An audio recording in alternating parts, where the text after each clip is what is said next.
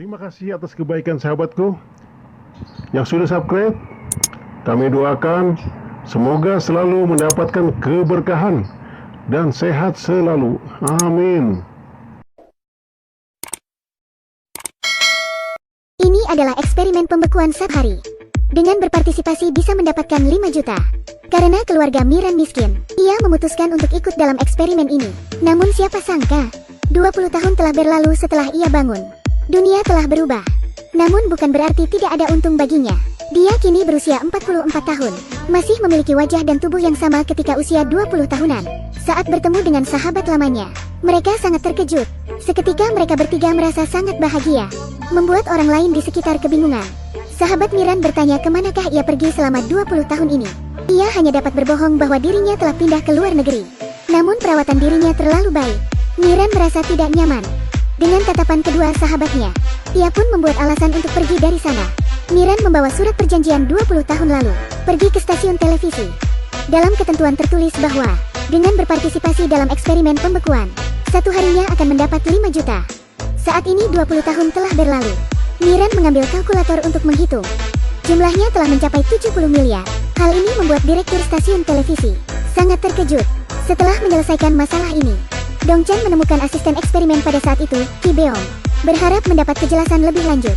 Namun, Ki Beom memberitahunya satu hal yang mengejutkan. Pernah suatu saat dalam eksperimen pembekuan, setelah lumba-lumba selesai melewati proses pembekuan, lalu meninggal akibat suhu tubuh yang tidak normal. Dan masalah ini juga dapat muncul pada tubuh mereka. Dalam pengertian lain, suhu normal tubuh mereka hanyalah 31,5 derajat. 33 derajat adalah batas kritis tubuh mereka. Jika melewati angka tersebut maka akan membahayakan nyawa. Dongchan segera menemui Miran, memberitahu hal tersebut kepadanya, dan memasangkan gelang pengukur suhu tubuh di lengannya. Jika melewati batasan maka gelang akan berbunyi, dan juga memberinya obat yang dikembangkan oleh Ki Beom. Sejak hari itu, mereka harus saling menjaga satu sama lain. Jika mendapat masalah harus segera memberi kabar. Tidak disangka masalah datang begitu cepat. Miran datang ke sekolah lamanya. Guru yang melihat Miran terkejut hingga lemas.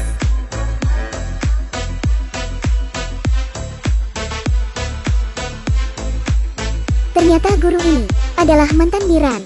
Dirinya yang menemui Miran, berpikir untuk cerai dan memulai kehidupan baru dengan Miran. Namun Miran sangat marah. Ia menamparkan mantannya 2 kali. Akhirnya mereka ke kantor polisi. Tak disangka, mas mantan masih belum menyerah, berusaha untuk melindungi Miran. Kalian jangan menyalahkan dia. Semua ini adalah salahku. Dongchan yang mendapat telepon dari Miran, bergegas datang ke kantor polisi, dan membawa pergi Miran. Sejak saat itu, hubungan keduanya semakin dekat. Tidak bisa dipisahkan. Hari itu mereka sedang menuju ke tempat parkir setelah berbelanja. Sesaat sebelum pulang, seorang preman menyodorkan pisau di belakang Dongchan. Ini adalah mobil pendingin dengan suhu minus 18 derajat. Mereka dikurung di dalam sana.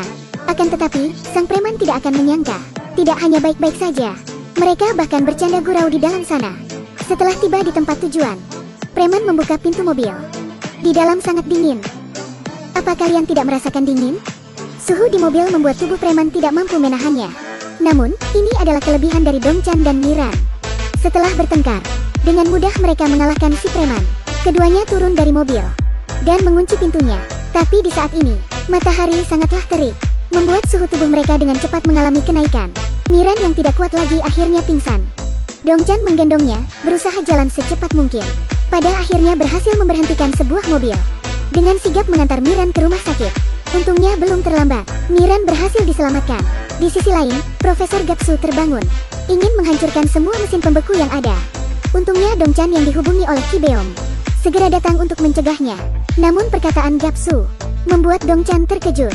Kalian berdua adalah produk gagal. Sama seperti lumba-lumba. Pada akhirnya akan meninggal. Dongchan kemudian menemui Miran.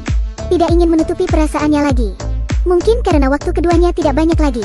Seharusnya lebih saling menghargai. Namun, momen yang indah tidaklah bertahan lama. Hari itu Dongchan sedang berjalan. Tiba-tiba merasa tubuhnya aneh. Dan akhirnya jatuh pingsan. Setelah sampai di rumah sakit, Ki Beom menyadari sel tubuh Dongchan telah bermutasi.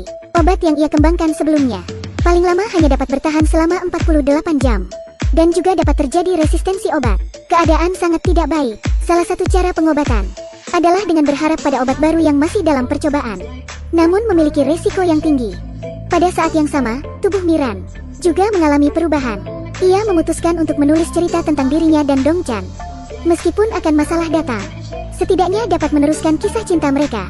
Miran juga membuat keputusan besar, berharap Ki Beom dapat menaruh obat yang masih dalam percobaan itu pada tubuhnya terlebih dahulu. Jika tidak ada masalah baru diberikan pada Dongchan. Dongchan yang mengetahui hal ini, dengan segera datang ke rumah sakit, ingin bersama-sama menerima suntikan. Eksperimen berhasil. Keadaan mereka semakin membaik. Di saat yang sama, kebenaran mengenai eksperimen 20 tahun lalu terbongkar oleh Gapsu. Orang yang ada di balik semua ini adalah Hyungdo, ketua grup Unsung. Ternyata saudara kembarnya, Seokdo, memenangkan hak warisan pada saat itu. Dia tidak terima dan kemudian membunuh Seokdo. Seokdo yang sekarat, ditolong oleh Gapsu dan dibekukan. Belum lama ini, Seokdo siuman, mendapat perawatan, dan mendapatkan kembali hal yang seharusnya miliknya. Kehidupan kembali normal. Awalnya kedua orang yang mengira akan melalui hidup yang biasa saja, kembali menghadapi masalah. Miran dan Dongchan berciuman. Lalu gelang berbunyi untuk memperingatkan. Setelah keduanya terbangun dari eksperimen pembekuan, suhu tubuh tidak boleh melewati 33 derajat, sehingga tidak boleh terlalu bersemangat. Jika tidak, maka dapat membahayakan nyawanya. Keduanya panik. Akhirnya mereka datang ke ruangan dengan suhu rendah. Dalam keadaan seperti ini, keduanya baru dapat merasa santai. Mereka ada di dalam selama berjam-jam, membuat tante-tante yang melihat sangat terkejut. Di sisi lain, Gapsu juga, dalam waktu yang sangat cepat, menciptakan obat baru. Dongchan menjadi subjek eksperimen pertama. Setelah melewati masa adaptasi yang menyakitkan, pada akhirnya ia menjadi normal kembali. Setelah bangun tidur, suhu tubuhnya telah kembali ke standar normal. Meskipun melakukan olahraga yang berat, ia tidak lagi terjatuh pingsan. Setelah melalui 1 minggu pengawasan, tubuh Dongchan dipastikan telah normal. Miran dan Dongchan datang kembali ke ruangan yang bersuhu rendah. Dongchan tidak mampu menahan suhu yang ada di dalam. Tidak dingin, aku melakukan push up 2 kali saja. Kalau dingin keluar saja. Tidak dingin. Hari ini keluarga Dongchan sedang merayakan Dongchan yang lahir kembali. Ia pergi mencari Miran, ingin menyampaikan hal ini padanya. Namun di saat ini,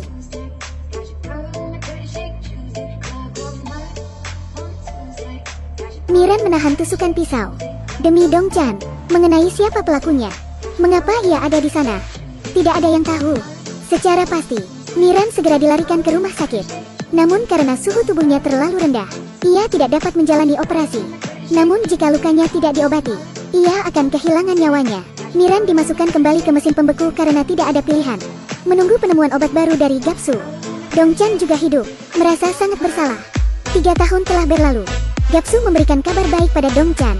Melalui pengembangan obat baru yang tiada hentinya, akhirnya ada kemajuan. Saat ini telah bisa dilakukan operasi. Dalam penantian cemas semua orang, Miran akhirnya siuman. Suhu tubuhnya juga kembali ke standar manusia normal. Ia pun hidup bahagia bersama Dongchan, dengan wajah yang masih seperti berusia 20-30 tahunan. Menjalani kehidupan pensiun, yang sangat membuat iri semua orang. Cerita kali ini sekian sampai di sini. Kalian dapat menontonnya sendiri. Banyak sekali adegan yang lucu sepanjang film. Sangat layak untuk ditonton. Sampai jumpa.